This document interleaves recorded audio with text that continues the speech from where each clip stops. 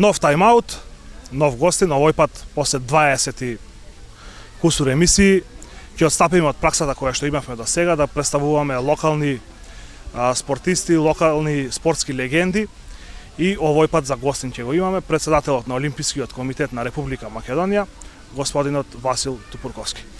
Господине Тупурковски, ви благодарам најпрво за поканата што прифативте да гостувате во емисијата Тайм-аут на Кисме Нада телевизија Тетово. Огромно ми е задоволството, нема никаков проблем околу тоа. Како и секоја емисија, така и ова ќе започнеме од почеток. А тоа е со вашите почетоци. Како бевте како дете, дали ви интересираше спорт, дали трениравте воопшто нешто? Па, во спорт сум откако памтам, значи сме играле фудбал, тогаш фудбал се играше, уште од најрани години, уште пред школската возраст. Организирано сум играл пинг-понг и фудбал, и кошарка, ама претходно фудбал. Значи тоа веќе односно гимназија учеме, први, втори клас, кога играв во јуниорите на Вардар, бевме из некакви селекции и тоа така пропадна. Пинг-понг сум играл и сум стигнал до втор во Македонија. Ги памтам браќата Ацевски, Блажевски од Тетово, беа одлични играчи и ја играв со нив. Така да спортот ми е цел живот. Што друго и да сум правил во животот, и успешно и помалку успешно, навистина него ставам на ниво на спортот. Спортот сум го обожавал, сум го сакал и сум го практикувал, па на крајата и во раководењето на спортот учествував. Вистинско задоволство ми е во животот спортот. Кажавте како се запознавате со спортот. Еден период одите и во Соединетите Американски држави, односно во Америка. Дали таму нешто, освен образованието, дали нешто спортувате таму? Па јас бев веќе со завршен трети клас од гимназија, Георги Димитров. Како гимназија бевме прваци на Република во кошарка. Игравме училишни спортски игри, па во финале го тепаме Цветан Димов. Цветан Димов ни ја заврши работата, го тепаше во полуфинале Орце Николов, кај што игра Радосалјевич, Благоја Георгиевски, Кафеджиски, многу јака генерација, мајте, кај нас игра Матевски и Јордан од Гостивар, и ја бев Марин Кочов играше, и јас играв во таа прва петорка и победивме на игрите во Куманово. Со таква нека репутација, кој школувањето беше поважно, ме пратија од Македонија да учам четврти клас во Америка. Уште пред да почне школската година, родителите американци ме пријавија во американскиот фудбал, во гимназиската екипа на американскиот фудбал. Поима немав за спортот, бидејќи никој не го знаеше тогаш фудбалот, али одма ми стана интересно што они имаат шутер. Тогаш сите шутира одејќи право на топката, со шпиц. Денеска шутираат фудбалски и земаат играчи од Европа и така натаму. Јас шутирав од страна и бев атрактивен придонес на таа наша школска екипа која што играше многу добро. По 5-6 гледачи во предградието на Детройт живеев. И запознав една спортска атмосфера што кај нас ја имаше, али не толку технолошки напредна. Ние, например, кошарка, екипата гимназиска, секој понеделник, и фудбал, американски фудбал, уште поважно. Секој понеделник гледавме филм од претходното коло, а во петок гледавме филм за идната утакмица во сабота. И тоа ние го немавме овдека таква, до тоа технолошко ниво не бевме, али потоа денеска секако е така. Така да ми остави огромен впечаток и задоволство престојот во Америка. Има пех тамо, го повреди менискусот, ме оперира и така и ми пропадна некоја спортска кариера која правев, али ќе бев активен спортист сигурно. Така. Дали може да направиме споредба на условите општо за сите спортови во тој период во Југославија? Југославија во тој период, да не се лажеме, е една светска спортска велесила, а исто така и Соединетите Американски држави. Дали имаше разлика во условите за тренинг и во начинот на тренинг? Да, имаше огромна разлика, иако Југославија беше на некое такво ниво, барем во репрезентативниот спорт, може би подобро во некои спортови. Тамо јас можам да зборам повеќе за гимназиско ниво. На гимназиско ниво имавме базен, 2 сали и стадион за 6000. Тоа го нема никој, го нема ни лигашите, прволигашите некои од нив. Така тоа е тамо нормална ситуација на работата. Во секое училиште имате базен и 2 до 3 спортски сали. Така да спортот света и тој им е регрутирање и врши регрутирање на идните спортисти кои што се врвни, кои што се професионални, кои што ќе играат после можеби на највисоко светско ниво. Така да огромна е улогата на спортот. Ја ги запознав бейсболот, американскиот фудбал, хокејот во тоа време. Бейсболот, например, они го викаат национално минато. Нема дете што не знае се за бейсболот, иако може би е родено после 70 години од почнувањето на бейсболот. Напишани се десетици романи, филмови да не ви кажам, до ден денеска нови филмови уште се снимаат за бейсболот. Така да, таа работа е незаменлива во Америка и не верувам дека било каде на друго место има. Толку да се прати спортот, да се следи, да се сака и да се влечат важни вредности од тој спорт. Фер плејот е во Америка голема работа. Инциденти нема во американскиот спорт, али има многу љубов, има многу почит, значи за врвни спортисти таква почит има да не можете да верувате. Например, во бейсболот покасно 90 и кусур година имаше еден играч Кайл Рипкен, джуниор од Балтимор. Тој играше 2400 утакмици без да биде повреден или да не игра тој дел што е задолжителен да ти се брои. Кога заврши шестиот дел од деветината, таа вечер престана спорт, престана утакмицата, престана било какво друго одушевување, освен неверојатно скандирање и првите награди му беа доделени од светски познати играчи. Едниот го паметам и со тоа ќе завршам. Еден врвен бейсбол играч му го даде своето топче со кое што го освои светското првенство. Своето топче му го даде на Кайл Рипкен. Не можам да верувам дека може да постои таква коректност, толку љубов кон спортот. Добро, и денеска имаме такви примери каде што врвни спортисти тие сувенири од големи настани заглавуваат, ама ги продаваат за пари за да се одглават. Тоа е друго. Да, да. А ова е веќе голем ферплеј, голема човечност во покажување во тој. Го обожаваат спорт, очите го обожаваат спортот. Да. Дали тогаш вие во Америка учевте за функционирање на спортот, па тоа можевте да го примените во Југославија или југословенскиот начин на функционирање на спортот го пренесувавте таму? Добро, јас бев со завршен трети клас гимназија, бев многу млад, живеев во едно предградие, кој што исто така има гимназија како центарот на животот во тоа предградие, бидејќи има театарски представи во гимназијата, спортот го имаат во гимназијата и немаше таква прилика.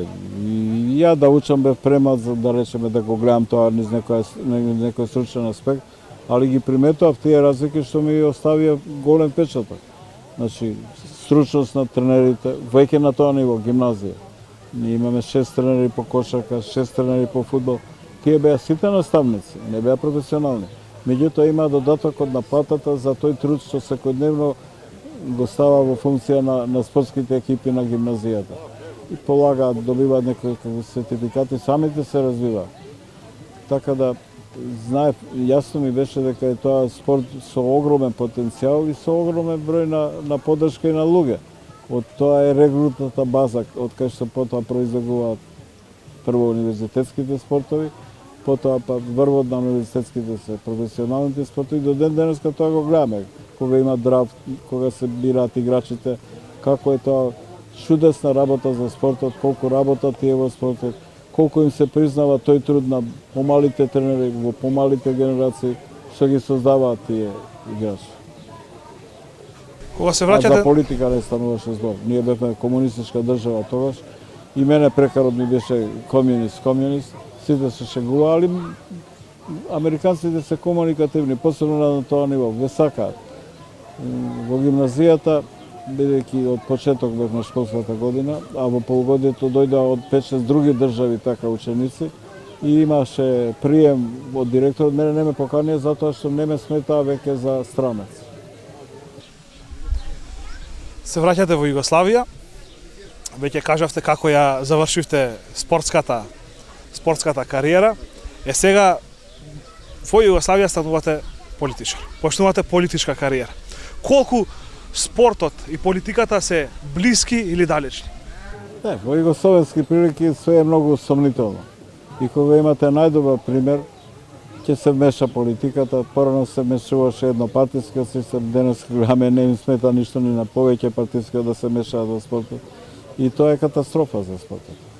Јас сум се трудел во сите овие години во Олимпискиот комитет да бидам брана на тоа замешателство и во голема мерка ние успеавме затоа што не дадовме под удар на некоја политичка партија или на некој политички притисок и тоа резултираше со долгогодишна кариера. Како тоа ќе тече понатаму, наистина не можам да гарантирам дека ќе биде во тој стил, но се надам дека ќе остане нешто од тоа. Иако нешто сум дал придонес на спортот е таа одбрана на спортот и на неговата независност. Ние како олимписки спорт и олимписки комитет имаме статут на олимписките комитети во кој што треба да гарантираме независноста на спортот. Ние тоа никогаш во овие 30 години не успеавме да го постигнеме. Иако и државата е потписник на тој документ и Обединетите нации се спонзори на независноста на спортот и многу е значено. Гледате какви примери имаме државно учество во допингот. Имаме сосем исто така други примери на влијание и на големо замешателство. И тоа е голема несреќа за спортот и за тие централни критериуми што ги поставил спортот или нациите и општеството уште од античко време. Како се случи да влезете во политиката? Добро, ја пред политиката не е ни битно колку било тоа мој избор, јас влегав во спортската политика.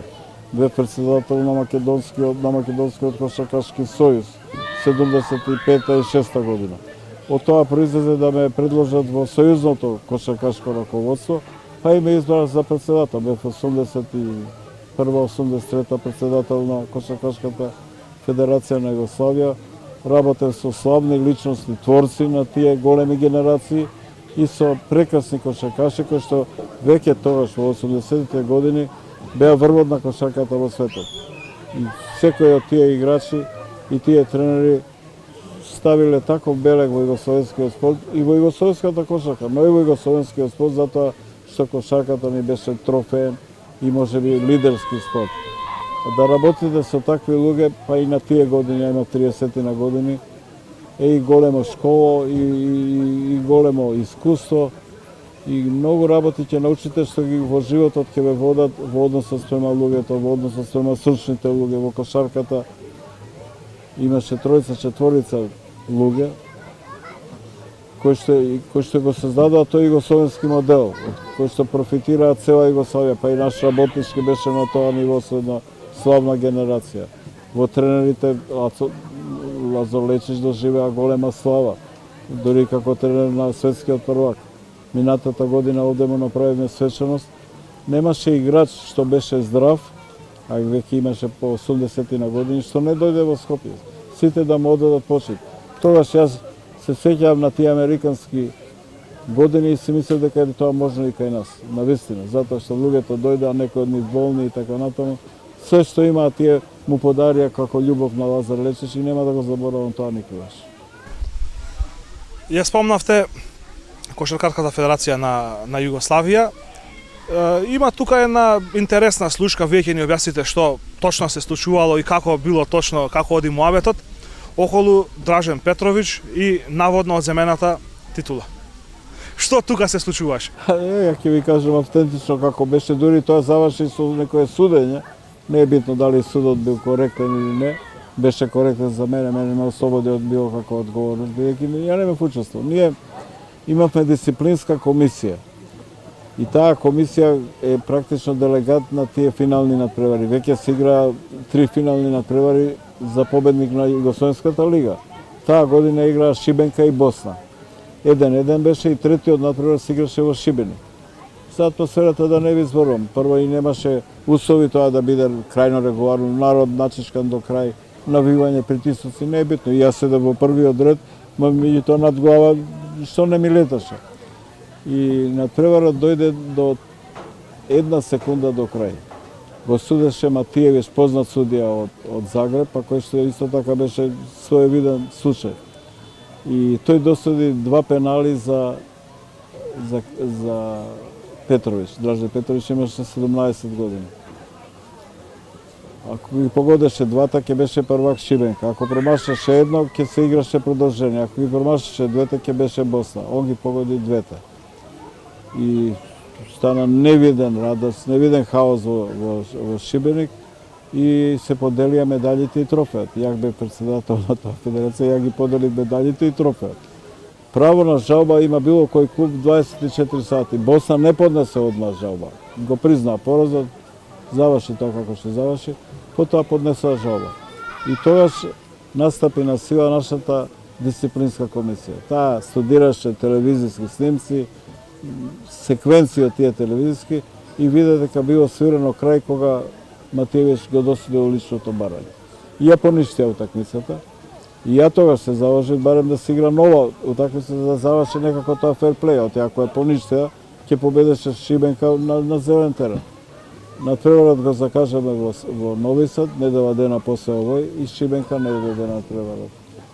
Босна стана првак фактично на тој технички начин.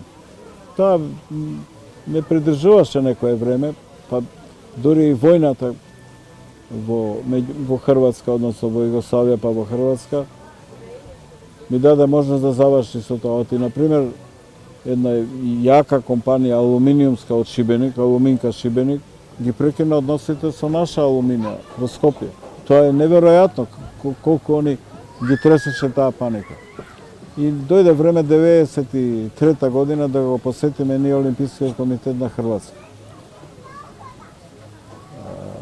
Бевме во Сплит, а потоа предвидува еден ден да проведеме во Загреб, а еден ден да проведеме во Сплит, затоа што имаше европски натпревар Хајдук со Ајакс. И ја сум обожавател на фудбалот и ни планираа да го гледаме тој натпревар. Беше април месец, некој коло тако беше, трето, четврто коло. И прекрасен ден во Сплит, како што сите го памтиме, наше море беше тоа, така ли го викаме. И седиме на рива, се сунчаме и си размишляме, и одеднаш почнува да доаѓаат навијачките трупи, како што знаат во Далмација, со музика, со знамења. А ние седиме, немаме каде да одиме, позади нас зид, пред нас морото. И еве ги од Шибеник доаѓаат, ја викам, луѓе ќе настрадаме. И кога дојдоа пред нас, застана, дали има информација, дали не видоа, тоа брзо беше до развојот на настаните во Југославија, па сите име знае. И нешто се консултират и тргнаа 23 према нас. Ја викам, вие мои, пишете крски не продават во море. Оти па такви епизоди имаше во спортот и подоцна. И они се приближа, вика, господине Топурковски, дошло време да се помирим. Се прегрнаме, се помиривме. Тоа се случи затоа што во војната во Хрватска, 91-92, ја бев секој ден на боиштето и разменив илјадници затвореници меѓу ЈНА и Хрватската војска. Илјадници затвореници. И никогаш нема да ги заборавам тие настани, затоа што кога ќе дојде автобусите навечер, кога ќе испредоговаравме све, Хрватите ми љубеа рака, тие се католици, Србиве се колнаа и ми заблагодарувај и ме љубеа мене. Ете, тие се човечки настани што се посилни од војната, спасија живот, отидоа кај фамилијата и оценија дека јас сум дал некаков придонес, што беше точно. Па тоа го направи Шибенка. Тоа е еден многу тежок период во распадот на Југославија. Дали во тие моменти можеше да се размислува за спорт? Па имаше спорт и тоа на врвно ниво, меѓутоа и распадот на Југославија беше обележан со спортски настан во Загреб, нели? Инцидентите што се случија меѓу Звезда и Динамо јасно покажа дека е крајната држава. Ни 4. мај 80 не ја спаси земјата кога па Хајдук и Црвена Звезда плачеа на полјут кога умре Тито. Значи такви моменти на жалење кои што се посилни од тебе понекогаш победуваат, али не трајно. Национализмот, другите консидерации што ги имала во глава националистите Срби, националистите Хрвати, дадоа свој придонес и преку спортот да се растори Југославија. Ќе се задржиме уште малку на периодот во Југославија. Што значеше спортот за таа држава, за Југославија? Колку беше тој важен за развојот на државата и за опстојувањето на државата? Колку и да постоеше некоја поделеност во Југославија и секогаш таа да висеше врз југословенските народи, Тито да го спасуваше тоа во некои своји периоди, дојде периодот на распадот. Меѓутоа, главен обединувачки фактор беше спортот. Во спортот сепак немаше разлики. играа заедно за репрезентации, играа против себе на врвни надпревари и помал број беше на инциденти. Имаше инциденти националистички и во Хрватска и во Србија, меѓутоа не преовладуваше. Преовладуваа победата, европските триумфи, светските триумфи, оти тие заеднички ги градеа тие. Јас ги водев кошаркарите, например. И тоа беше брилјантна група на спортисти патриоти, пријатели меѓу себе. Игравме карти, се расправавме, разговаравме. И никогаш не би помислил, гледајќи ги нив и нивното однесување, дека ќе се случи нешто такво. Па дојде и до некои дури проблеми и меѓу нив. Нели Дивац имаше инцидент баш со Дражан Петрович, тие играа тогаш во Америка. Па подоцна се покажа дека и не било така, дека тие сепак биле пријатели и јас верувам во тоа. Имаше, ако не се лажам, еден инцидент и на надпревар на репрезентацијата на Југославија. Мислам дека беше извадено некое хрватско знаме при прослава на некоја победа на светско првенство, ако не се лажам.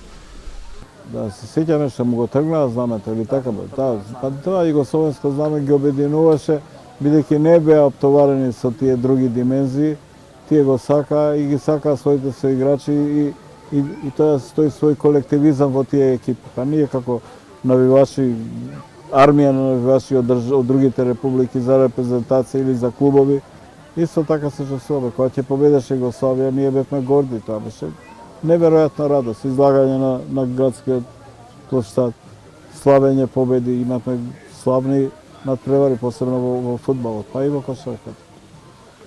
Дали може да одредиме некој период што ќе кажеме од тука започна национализмот на спортските терени во Југославија? Јас директно не би го обвинувал спортот, затоа што национализмот го пренесува политичките елити и тие национални движења што преовладеа практично во сите републики. Така да спортистите немаа некој голем избор и после дури долги години почна погласо да го изразува својата почит меѓу себе. Ево сега не Дражан, него Новак Џоковиќ е некако водач на таква генерација. Не имавме иницијатива за Југословенска фудбалска лига, не ја прифати Хрватска, бидејќи не е неоправдано, бидејќи се плаши од инциденти во Загреб и во Сплит со београдските екипи. А не може спортот толку да напредува како во услови на конкуренција што е висока. Сега ги гледаме републичките државните лиги, се многу послаби него Југословенската лига. И тоа е секогаш катастрофално за спортот, али ете, се раѓа са индивидуални спортисти, преку индивидуални напори, па и по некој колективен успех, како Хрватска минатиот пат на светско првенство минатата година, кошарката, Србија, Хрватска, па и Словенија стана европски првак со Дончич и со Драгич. И сега се даваат први тие некакви сигнали. И ја верувам, убеден сум дека ќе има такви иницијативи и такви успешни иницијативи, бидејќи конкуренцијата го раѓа квалитетот. И никој не може да ги затвори очите и да рече подобро е да играме во слаба српска или хрватска лига, отколку во подобра некоја заедничка лига. Југословенска или балканска е некаде. Па балканска уште подобро. И исто такви интереси ќе има во Бугарија, во Грција. Јас се сеќавам во моите политички години во Македонија, некаде 2009-та,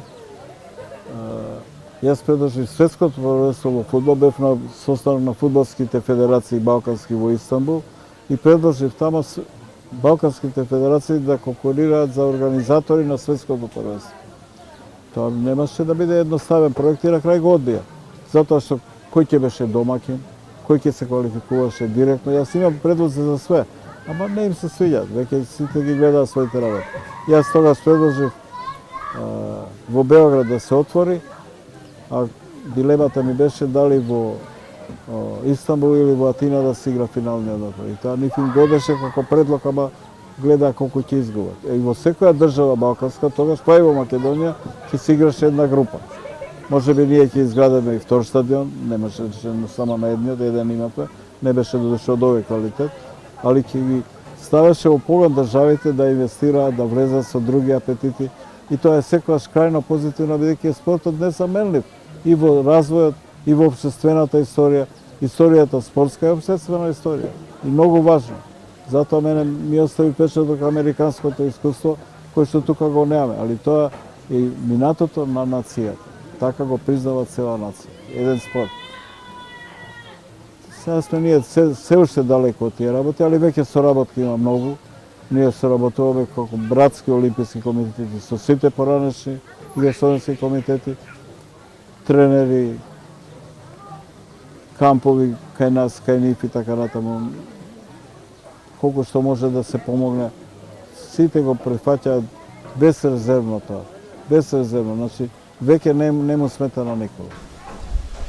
Југословенскиот спорт има многу успеси. Има. Значи и во фудбалот, и во кошарка, и во ракомет, и и во апсолутно. одбојка, и во ватерполо, и во индивидуални Колективните спортови. спортови беа Да.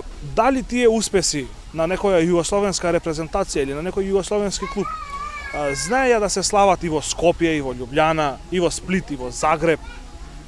Дали навивачите на Вардар се радуваа на успесите на Црвена звезда или сплитјани на успесите на Партизан и обратно, нормално? Немам тоа многу примери. А ние спамтам како млад и после тоа прекина, затоа што тоа трае некој период. Ние бевме во Скопје воголно поделени на навијачи на Црвена звезда и на Партизан. Иако сите го обожаваме Вардар. Ја не памтам да сум пропуштил утакмица на Вардар од 7 години. Татко ме носеше да ме дае на некој родител или навијач да ме внесе, тој не одеше по фудбал. Мало дете. И таква работа немаше, меѓутоа на репрезентациите се радувавме сите, тоа беше општа радост. Имавме големи успеси, големи триумфи и на светски и на европски првенства и тоа се славеше и во Скопје како и секаде во Југославија. Тука некаде ќе го затвориме овој период југословенски и ќе го отвориме овој на независна Македонија. Југославија се распаѓа, Македонија прогласува независност на 8 септември 1991 година. Како се формираше Олимпискиот комитет на Македонија? Па ние уште 1991 побаравме да станеме членка на Меѓународниот олимписки комитет.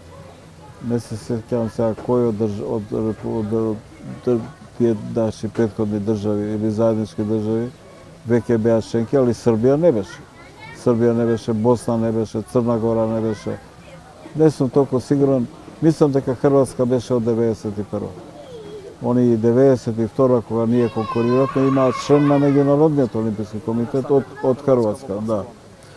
И словенците претпоставам дека тие отидоа во независност порано, дека такви биле и нивниот пат до Меѓународниот олимписки. Веднаш имаме контакти, они се отворени за тоа, го сакаат зголемувањето на бројот, бидејќи и денеска Меѓународниот олимписки има повеќе членки од било која меѓународна асоциација, па и повеќе членки од Обединетите нации. 209 членки имаме сега, а не знам 197-8 има од Обединетите нации. Имавме контакти, не примија и ги поднесоме нашето барање. И сега они бараат да биде решен, така бараат за секоја нова членка, да биде решен нашиот статус за Обединетите нации. Ние уште го немавме решено и бевме примени откако се согласиме околу измената на името, станавме поранешна Југословенска република. Тоа беше 92. Ја директно работев и на тие работи, бидејќи бев член на претседателството и бев во Македонија активен, но поспоро одеше тоа наше патешествие. Сепак 92 година на силни контакти со тогашниот голем председател на Меѓународниот олимписки Хуан Антонио Самарач, прелиминарно ни беше дадена согласност, да се чекаше одлука на Обединетите нации.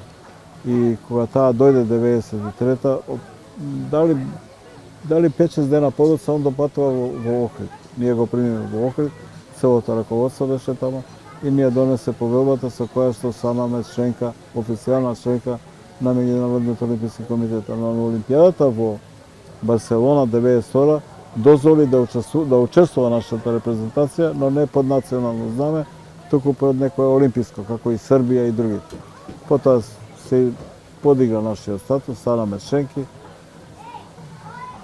Имавме брилјантна соработка со тие генерации на раководство, посебно со председателот Самарач, кој што 20 години го водеше Олимпискиот комитет. И додаме во ситуација да го помагаат Македонскиот олимписки комитет просто некритички. Ние добивме толку пари од нив од 30 години, а за разлика од тоа не можам да не речам, не сме добили еден денар од македонската држава. Значи, комитетот ни го одржуваат средствата што ги добивавме благодарејќи на Самараш, потоа благодарејќи на следниот претседател Рок и до ден денеска благодарејќи на Томас Бах од Германија. Значи, ние сме го обезбедиле тој статус на Олимпискиот комитет, иако не смееме да се фалиме со тоа, да не те респектира твојата држава.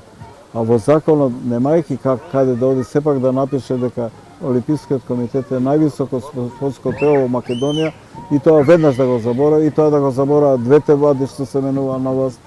Ја немам збор за тоа. Не ме тангира веќе, не ме повеќе, потполно сум мирен околу тоа, успеаме да постоиме и да издржуваме. Можеби и дел од нашата независност е така креирана, бидејќи не може да не притискат финансиски, одбраа да не притискаат ни други, поинаку, политички и така натаму. Меѓутоа, не е патот во тоа. Патот е во силна поддршка на Македонскиот олимписки комитет, затоа што тој го поддржава спортот и е одговорен за врвниот спорт. Вие, сега ќе ви дадам пример. Оваа година беше олимписка. И Хрватскиот олимписки, голем пријател ми е нормално претседател од Матеша, има буџет од 60 милиони евра. И не ме изненадува воопшто што имаат златна медала во фрлање, мислам Ѓуле дека е тоа, имаат златна медаља во фрлање копие, женска конкуренција.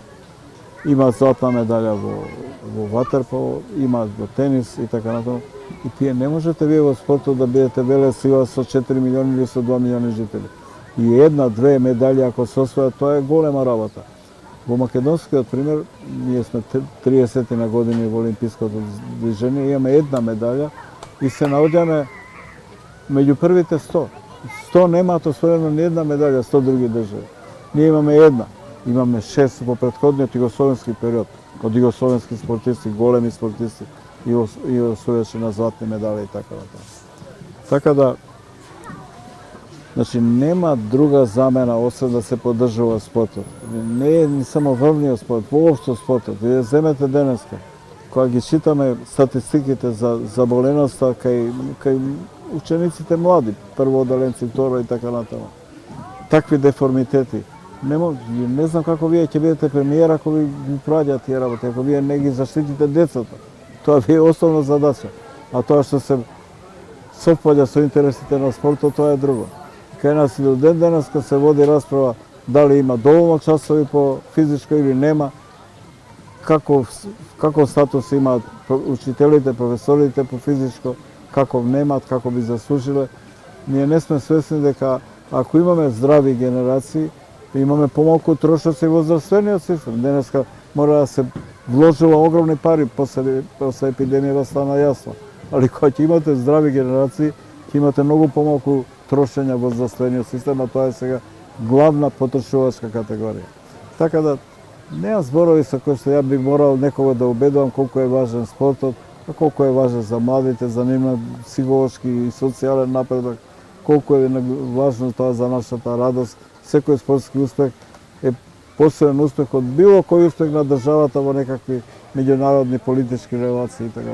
Вие да направите светски првак, Македонија сте ја вратиле 100 пати на некоја светска ранглиста. 100.000 агенции ќе напише за тоа и така натаму. Така да на некој начин не се сваќа доволно и спортот кај нас е потценет, затоа што конечно културата се издигна на ниво на одреден процент од буџетот, за да се признае важноста на културата, бидејќи е изворена важно, али исто таков статус треба да добие и спортот. Да си даде државата задача и да процени со кои редовни средства ќе го поддржава спортот. А дали со тие пари кој ќе владее со тие пари, кој ќе ги троши од спортските федерации, нека има критериуми, нека се бираат прави раководства, нека се судат за употребите што сакаат, али не може да го сајте спортот до нула. Едно од моите следни прашања веќе ми го одговоривте, тоа беше околу финансискиот дел во Олимпискиот комитет, но затоа сега ќе се обидам малку да го искомбинирам тоа прашање. Почетокот на 90-тите кога се формира Олимпискиот комитет на Македонија, колку беше тешко за да се дојде до одредени финанси со оглед на тоа што веројатно и на ново формираната македонска држава буџетот бил празен. Да, колку беше тоа тешко да се направи, да се изведе и колку во тоа ви помогнаа вашите контакти, вашите пријатели, го споменавте Самаранч, меѓутоа сигурно имало и останати кои што сте ги стекнале во текот и на политичката, но и на спортската кариера. За наша среќа и за нивниот углед крајно позитивно е тоа што во почетокот не имавме важни спонзори од Македонија. Сите го разбира значењето на олимпизмот, на Олимпискиот комитет и на врвниот спорт. Не имаме компанија, не сакам сега да набројам, затоа што после тоа сите го напуштија Олимпискиот комитет. Кога дојде политичката ера и поделбите во политиката, дали бранејќи ги своите интереси или не сакајќи да се асоцираат со Македонскиот олимписки комитет, до еден од сите тие познати компании денеска, успешни, кои што ни беа спонзори, сите не напуштија да посредат. И така да во почеток ние немаме проблеми да собереме елементарни средства и со помошта од ДИО која што отприлike годишно секогаш достигаше 1 милион евра. Тоа е за нас многу солидна помош. Ние од тие пари 8% низ годините сме трошале на канцеларијата на МОК. Од таа има некои трошоци, така 2-3 работени и се што. Јас сум волонтер, секогаш бев. Али 1 милион евра која немаше такви услови во државата, ние враќаме во спорт, на федерации, помош, на програми. И ние сме пресреќни со еден таков резултат. Денеска, можеби, еве сега прв пат, ќе кажам и прв пат е шансата да добиеме ваучер, тоа е од државната квота пари, и да го уновчиме тој. Тој ќе биде прв таков придонос на било која влада. И сега дали ја тоа да го славам, дали да го признавам, или да кажам, еве, конечно некои се свесни, немам појма, не сакам да се расправам, нити имам таков апетит, нити таков карактер. Ние издржавме, сега ќе биде, претпоставам, поедноставно, затоа што таа помош ќе се зголеми, ќе дојдат и нови луѓе, ќе го раководат. Дали тука исто така ќе се урачуна некоја зголемена помош. Ја очигледно не бев добар за да ми помогне државата и владите. Но не се, тоа е така. Доаѓаме до 2000 година и Олимписките игри во Сиднеј. Прв и за сега единствен медал за Македонија, Могамет Ибрагимов во борење, бронзен медал. Како вие лично го доживеавте тој успех на македонскиот спорт? Ние свесно го ангажиравме Ибрагимов и тој беше и претходно наш борач на европско и на светско првенство, имаше успеси. И под раководство на Боречката федерација, нас, тренерите и огромната поддршка што ни ја даде тогашно осигурување Вардар и Македонија. Успеавме да дојдеме до тој медал. Имавме таква шанса и на игрите 96-та во Атланта, кога Трстена со огромно неправда му беше одземена медаљата, освои 5-то место. И веќе не сме имале такви прилики. Имаме и денеска некакви шанси, али денеска ние сме презадоволни и скромно кажуваме дека сме задоволни ако освоиме норма. На 2 олимпијади не освоиме ни норма. И сега, вие тоа го чувствувате како болка во себе, ама знаете дека во спортот денеска вложувањата се немогучи и не може да ги пропуштите, да постигнете нешто. Не може, мора да се вложува. Државите, мислам дека некои од нив ги даваат своите финансиски залагања, кажуваат дека 1 до 3 е инвестицијата во секоја медаља, а друго да не зборувам какви услови им пружаат на спортистите и како тоа кај нив е секојдневна работа, ама пак многу им значи. Така ли е, престиж е во спортот да освоите олимписка медаља. И тоа ќе биде дури и на некој начин политичка и посилна војна меѓу најсилните држави. Дали е Русија прва, дали е Кина, дали е Америка, по број на освоени медали. Така да, тој наш успех е голем. Ја не би сакал да бидеме ние задоволни само со тоа, но Ибрагимов е наше злато, да речем. Претходно во претходните години сепак ние освоиме 6 медали. Трстена освои златен медал, беше прогласен за спортиста векот. Значи во тој спорт ние имаме секоја шанса. И на ова олимпијада веќе имаме освоена норма, исто така се натурализиран Руси во борење. Да, Ибрагимов беше натурализиран. Од денешна перспектива, имаме многу натурализирани спортисти низ целиот свет. Многу спортски херои кои што не се родени во таа држава каде што станале херои. Дали од денешна перспектива прво го оправдувате натурализирањето на Ибрагимов, тоа ги исполнило очекувањата и тоа е јасно. Тука нема дискусија. Меѓутоа имавме натурализирање и во ракометот, во женската ракометна репрезентација. Најголемите успеси се случија со натурализирани играчи. Денес во тој спорт и во таа репрезентација немаме натурализирани ракометарки и немаме ни успех. Дали сметате дека е тоа добро? Дали тоа ќе го дигне нивото на спортот ако Македонија натурализира спортисти? Па можеби тоа ќе доведе и до освојување на медали на големи надпреварувања. Тоа да ви кажам, тоа е светски тренд. Практично нема држава што не натурализира, иако се моќни и не им можеби не им ни треба, да речем. Ќе видите црни спортисти во Данска, во Холандија и така натаму. Така да и ние треба да го имаме во предвид. Но за нас е поважно да се вратиме и да работиме на широкиот спорт. Има таленти секаде и секогаш, ако имате широка база. Ете ги нашите училишта, клубовите што ги спремаат децата. И мислам дека е тоа многу поважно отколку по секоја цена да бркаме некаков резултат. Изворедно е важно да има, затоа што нас не лежи јак ракомет во Македонија. Али дали е тој јак со натурализирани играчи во главните екипи и тоа практично по цели тимови, не знам. Тие се сручни, тие нека оценат. Али јас знам дека ракомет ние треба да форсираме и треба да се шири, и тоа ќе почне од децата, од учениците. Имаме спортски звезди што ќе им бидат модел, што ќе ги поведат. Јас се залагам за тоа. Мене не ми е толку важно успехот. Може би во случајот на Ибрагимов или единствен во толку години ќе ни биде важен. И ќе се поклопат коцките, па така ќе биде и сучноста и водењето тренерско и ќе го освоиме. Тоа е исто такава радост. Нема така разлика. Тоа се полудуваме сите ние што го сакаме спортот, тоа се најголем број од луѓето, полудуваме за успех на својата држава. Ние што ги следиме Олимписките игри, можам слободно да кажам дека учевме и уште учиме географија со тие Олимписки игри. Па веројатно и таа медала на Ибрагимов во 2000 година е на таква светска промоција на Македонија што ниту една влада со тие промотивни кампањи не успела да ја направи. Може да не критикуваат, во светот ќе добиеме критики од меѓународни организации, али ваква работа на владата и е неопходна. Она мора да покаже успех, општествен, поширок успех и за раководство што мисли на тие млади генерации. Најважно од се младите луѓе и младите генерации. Нивното здравје, промовирано преку спорт е далеко најважно и не можам да разберам ако тоа некој не го гледа. Се надам дека го гледаат и дека ќе се одрази во политиките што се водат во Македонија позитивно во идење. Скоро 30 години сте председател на Олимпискиот комитет на Македонија. Сте првиот и засега единствениот председател на оваа највисока спортска институција во Република Македонија.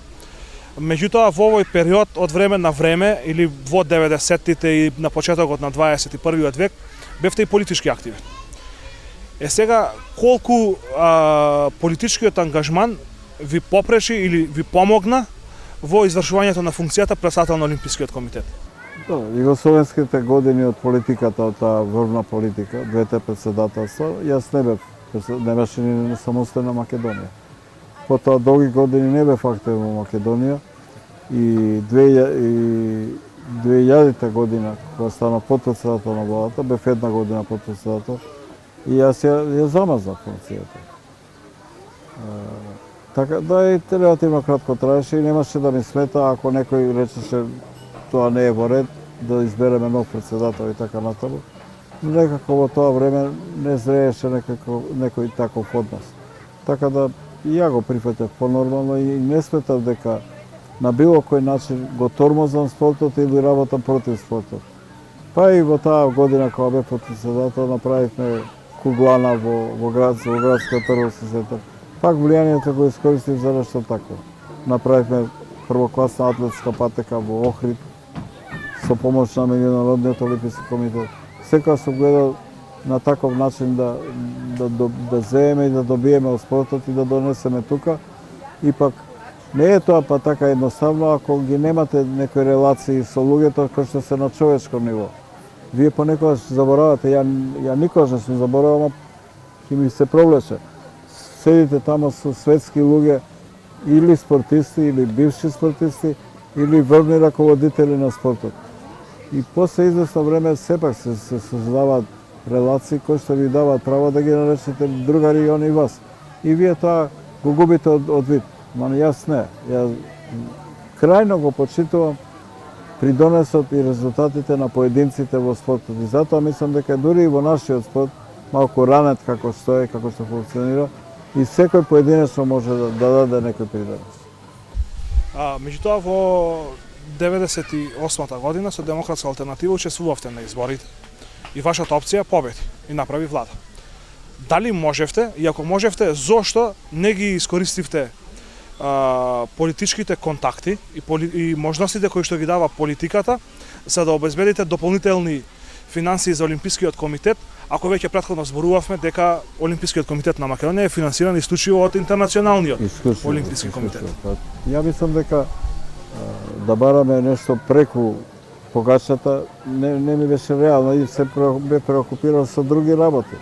Ја таа година кога бев потпредседател на владата, бев одговорен за преговорите со Европската унија и ние постигнавме договор за стабилизација и асоциација. Пуста две операции, на два пати се разборат, така да ми беше напорна година и на некој начин ја ви векам. И моето место мируваше таму. Меѓутоа, останаа врските, останаа пријателствата и остана шансата да се влијае. Меѓутоа, ја мислам дека тешко е ние да влијаеме за повеќе средства. Можеме да најдеме некои проекти европски и така натаму и да добиеме такви средства. Меѓутоа, знаете што најчесто нас ни се даваат помош и пари од меѓународните олимписки за кои што не се информира пошироката спортска јавност на Олимпискиот комитет, бидејќи има 207 олимписки комитети. Како ќе им кажете вие на Македонскиот олимписки им даваме практично 1 милион годишно? Како ќе им кажете дека два пати бевме во ситуација да прво да го изградиме Сарај како олимписки центар, а после тоа пред 3-4 години и последен пат минатата година да го изградиме олимпискиот дом, Олимпискиот комитет. Тоа би било голема гордост за нас и ќе ни помогнат од тама. Меѓутоа се менуваат, луѓето се менуваат, работите, си одат годините и се пропуштија тие шанси. Така да ја не мислам дека може тоа да се нападне и да се изврши таква голема помош која што на некој начин ни е ветена. И она тука стои, се тресе, дали ќе пројде, нема да пројде. И тука може би ќе превагне некакво пријателство и некакво влијание.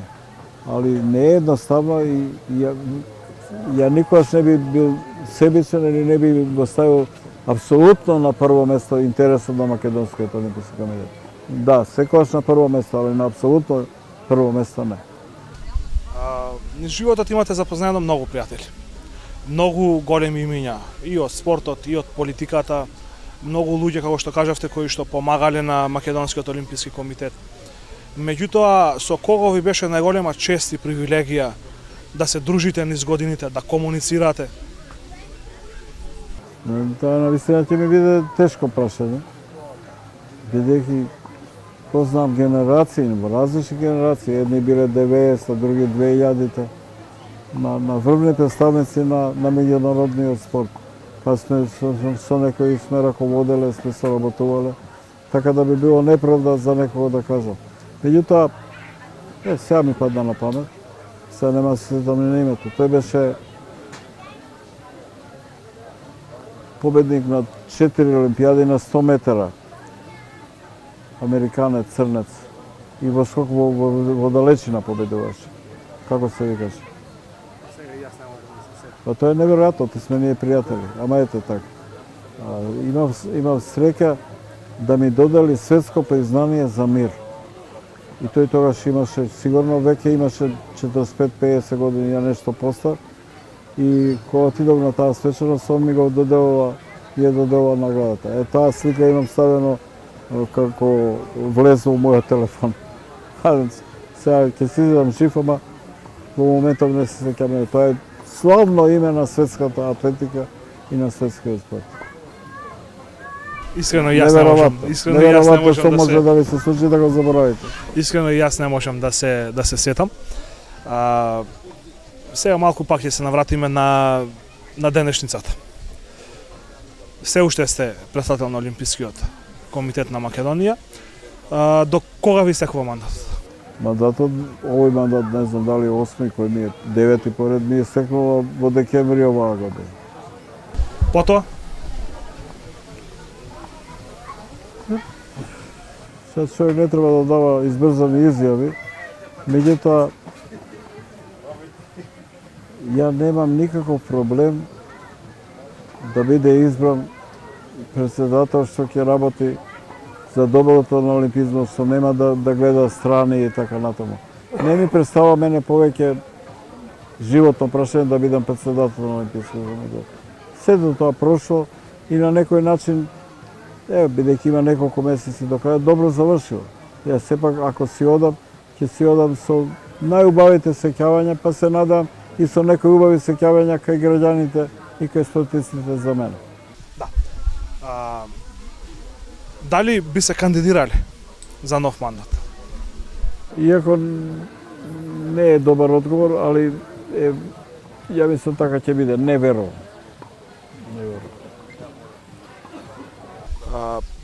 Председател сте 30 на години, близко 30 години, не се цели 30 години, мислам. Не се, Да, од 91 2 28 години. 28 години. Дали сметате дека има нешто што не успеавте да го реализирате?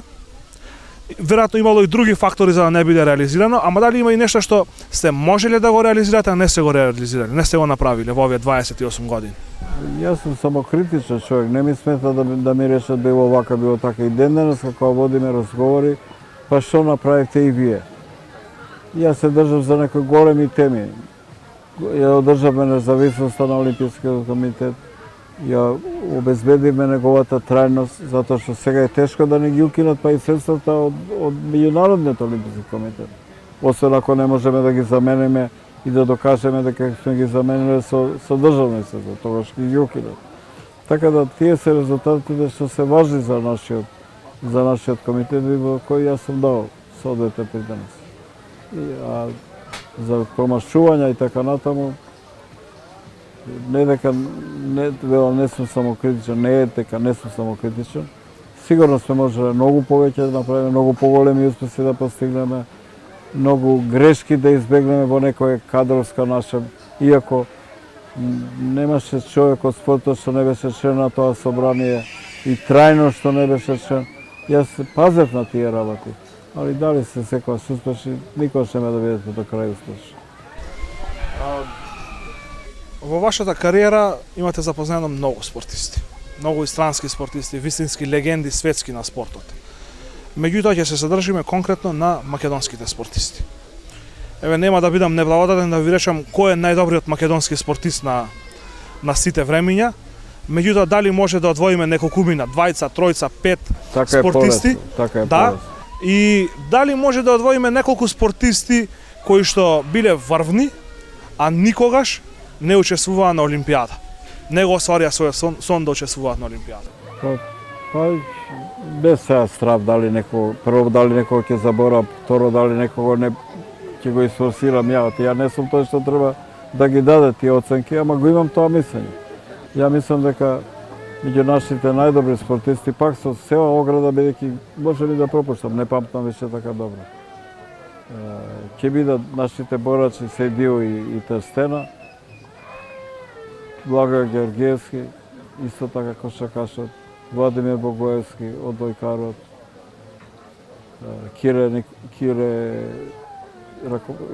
Ракометарот Лазаров? Да, Кире Лазаров, ракометарот. Од тренерите имаме во борењето истакнати тренерски звезди, меѓу кои и Насер Насер као водач на таа генерација и на репрезентацијата. Но и некои тренери што немаат таква репутација, а што дадоа огромен придонес во изградбата на Сејдио и на Трстена. И нив треба да се даде големо признание. Во боксот русевски, во секој случај. И не само русевски, и Раджеповски. Имавме врвни боксери, освојачи на Олимписки игри. Во спортистите што не освоиле медали, би спаднале нашите врвни спортисти во многу спортови. Во кошарката имаме такви плејада на играчи. Ги видовме минатата година околу Лазар Лечич. Лазар Лечич треба да го споменам во врвот како тренер и како човек што се грижеше за тие кошаркаши. И тоа, тука се браќата Луковски, Гешовски, Радуловиш, Радосављевиш. Имаме плејада на прволигашки играчи кои што играа и во млади репрезентации, играа и на медитерански игри. Има Кафеджиски и така натаму, да не заборавам некој. Имавме сигурно има многу и сигурно многу се заборава и тоа е ризикот на вакво прашање и на ваков обид да одговори. Да. Нема да ми се налути. Да, нема да се налутат, верувам. Веројатно тука треба да ги додадеме и од оваа денешна генерација, како Горан Пандев, Кире Лазаров го споменавме, Перо Антич, Петар Наумовски, Врвица Стефанов. Сео поклон за нив. Па и Никола Ѓорѓиев, одбојкарот. Сео поклон за нив. Нема збор. Висок респект и висок поклон, соработувам со многу од нив и се надам дека ќе помогнат во фудбалот, Антич сега во кошарката. Не, за спортист ја немам резерва. Безрезервно ги сакам и не можам да им видам грешки, можам да ги пропуштам грешките. Оти тоа е односот на некој што го сака спортот со спортистот. Пред крајот, пред последно прашање, дали имате некоја неостварена желба како претседател на Олимпискиот комитет? Повеќе од сите желби ми се остварени. Јас сум пресреќен што можев да живеам со спортот воопшто, а тоа не може да ми го одземе никој. А па сега што дојдов и да го водам тој Олимписки комитет уште повеќе. Тој што ми овозможи да сретнам такви луѓе и да им се восхитувам и понатаму затоа што реално сум сметал на нивните величини. Јас сум еден среќен човек. Веројатно на Олимписките игри посебно чувство е кога се учествува во оние екипни спортови. Фудбалот е на други гранки на Олимписките игри, таму повеќе играат младинци, меѓутоа јас се надевам дека ќе ги видиме ракометарите, кошаркарите, одбојкарите на Олимпијада и не само тоа, туку ќе не извадуваат и со медал. Ние имавме две големи шанси која се го прашање ракометарите во Гетеборг и следната Олимпијада не знам Гданск. Каде? Во Гданск, во Полска. Така е. И кошаркарите во Венецуела карат. Ја бев на овие два турнира, не бев во Венецуела, далеко ми беше. Значи, ние бевме на гол од пласман на Олимпијадата во Гетеборг. На единствен гол. Унгарците го дадоа, ние не го дадовме и отиде. Ја можам да замислам како име на тие млади спортисти што се дел од тоа екипа, како тие го преживеале тоа и како никој не може да им го замени со никакви пари, со никаква почит во земјата. Тоа е најголемата работа што на спортист може да му се случи, да му признаат другите спортисти дека е тој подобар од нив. И тие го имаат тоа во раците и го пропуштиле. Ќе дојде друг пат. И последно прашање. Сте виделе многу спортисти. Имате олимписки стипендисти во Олимпискиот комитет, имате стипендии за младите олимписки надежи што се. Имате видено многу спортисти кои што биле олимписки надежи па станале врвни спортисти, но и оние кои што не успеале и условно, ајде грубо да се изразам, пропаднале на спортски план. Една порака до спортистите. Како од обичен спортист се станува врвен спортист? Не има едноставна работата, посебно не во нашава држава, затоа што немаме преголема стручност во тие наши структури што треба. Ние имаме стручност да го доведеме до некаде, посебно младиот спортист. Али после тоа помалку ја губиме енергијата и кондицијата и почнува тој врвен потенцијал помлад да стагнира или да назадува или да го снема. Така да тука ја го гледам нашиот најголем предизвик, дали да одиме надвор, да праќаме стручњаци, да носиме тука. Ние го правиме се за тоа, али треба многу посистематски и да биде тоа велам една политика јако. Ја жалам за нешто што ние многу политики воопшто не сме успеале ни да ги иницираме во Македонија, камо ли да ги наметнеме и да ги спроведеме. Заврвени спортски резултати, плати, трајни и така натаму, како што прават другите држави, да им се искаже таа почит и тоа почитување на тие луѓе што дење ноќе тренираат и што не е воопшто едноставно да ги постигнат тие резултати. Ја високо би ги ценал тие резултати, високо би ги вреднувал и би нашол начин да станат составен дел од нашата купна политика. Господине Тупурски, ја морам да признам дека јас уживав во разговорот. Можеме уште многу долго да разговараме, веројатно има уште многу приказни кои што не ги раскажавме, веројатно има уште многу спортисти кои што не ги споменавме. Еве сега ќе се сетив Хал Смит. Така да велики траеше подобро да ми проработи тоа. Да. Уште еднаш ви благодарам. Ми Што беше бевте наш за гост. задоволство. Фала ви многу. Почитувани гледачи на КМ телевизија, тоа беше разговорот со господинот Васил Тупурковски, председател на Олимпискиот комитет на Република Македонија. Јас, како што кажав, уживав во разговорот. Се надевам дека и вие ќе уживате, а ќе не гледате повторно и следниот петок. Довидување.